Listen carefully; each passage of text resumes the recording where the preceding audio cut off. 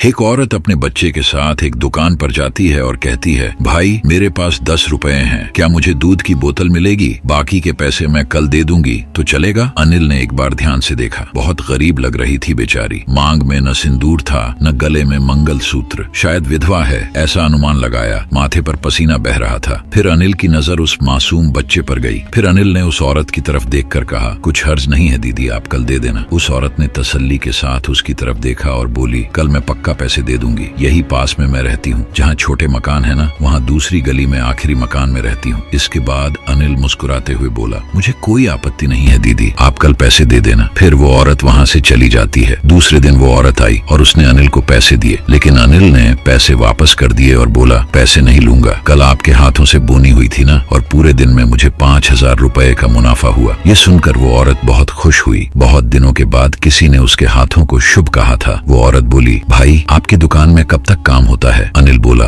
9 बजे मैं दुकान बंद कर देता हूँ। ये सुनकर उसके चेहरे पर मायूसी छा गई। अनिल ने उसका चेहरा देखकर पूछा, क्या हुआ, कुछ दिक्कत है क्या? औरत बोली, भाई इस बच्चे के लिए और अपने लिए मैं कुछ घरों में सफाई का काम करती हूँ। मुझे आते आते 10 बज जाते हैं, तब सब दुकानें बंद हो जाती हैं, जिसकी वजह से मेरा बच्चा भूखा सो जाता है। ये बोल नहीं पाता ना, मैं इसका फायदा उठाती हूँ। बोलते बोलते रोने लगी। अनिल को यह सुनकर बहुत बुरा लगा। वो बोला, चिंता मत करो दीदी, कल से जब तक आप नहीं आओगे तब तक मैं दुकान बंद नहीं करूंगा, लेकिन मेरी एक शर्त है कि आप मुझे दूध के पैसे नहीं देंगी। उस दिन से रोज वह औरत आती और दूध की बोतल लेकर चली जाती। देखते देखते महीनों गुजर गए। रोज की मेहनत की वजह से वो गरीब औरत धीरे धीरे बीमार पड़ने लगी। वो और भी दुबली पतली होती जा रही थी। उस दिन अनिल उसी की राह देख रहा था। घड़ी में 10 बज गए थे। इतने में वो औरत आई। तभी अनिल ने फ्रीज खोला और दूध की बोतल निकाल कर उस औरत को दे दी। दूसरे दिन ठीक 8 बजे वो औरत आई और आकर सिर्फ खड़ी रही। अनिल ने हमेशा की तरह उसको बोतल दी। इतने में नीचे कुछ गिरा। उसको उठाने के लिए नीचे झुका और उठाया तो तभी वहाँ से वो औरत जा चुकी थी। अनिल से उसका चेहरा देखा नहीं जा रहा था। उसको लगा कि पैसे न होने की वजह से वो डॉक्टर के पास नहीं गई। अनिल को उसके घर का पता अच्छी तरह याद था। अनिल उसके घर के पास आया। उसके घर के आसपास कोई नहीं रहता था। अनिल दरवाजा खटखटाता है, तभी दरवाजा खुल जाता है। अनिल जैसे ही अंदर जाता है, वहाँ बहुत गंदी बदबू आती है। अनिल रुमाल लेकर अपनी नाक पर रख लेता है। वहाँ बहुत अंधेरा होता है, जहाँ से बच्चे की खिलखिलाने की आवाज आती है। अनिल ने दीवार में हाथ मारते हुए बिजली का बटन चालू किया। सामने खौफनाक नजारा। अनिल की आंखें खुली की खुली रह गईं। सामने उस गरीब औरत की लाश पड़ी थी। उसका शरीर धीरे धीरे सड़ रहा था। उसको देखकर ऐसा लगा जैसे उसकी मौत 3-4 दिन पहले ही हो चुकी है। उसकी आंखें अभी भी अपने बच्चे को देख रही थीं। ऐसा लग रहा था मानो रो रो कर उसके आंसू सूख गए हों, और वो मासूम बच्चा अपनी माँ को देख रहा था। उसको तो पता भी नहीं था कि उसकी माँ की मौत हो गई है। वहीं बाजू में खाली 3 बोतलें पड़ी थीं। उस बच्चे को विश्वास था कि माँ मरने के बाद भी उसको भूखा नहीं रहने देगी। दिल दहलाने वाला नजारा था। अनिल को विश्वास नहीं हो रहा था कि 3 दिन से वो एक आत्मा आ रही थी उससे दूध की बोतल लेने अपने बच्चे के लिए। अनिल ने उस बच्चे को उठाया और घर की तरफ चल पड़ा। फिर अनिल उस औरत का अंतिम संस्कार किया और उस बच्चे की परवरिश करने का फैसला लिया। अनिल को विश्वास है आज भी उसकी माँ की आत्मा उस बच्चे के साथ है।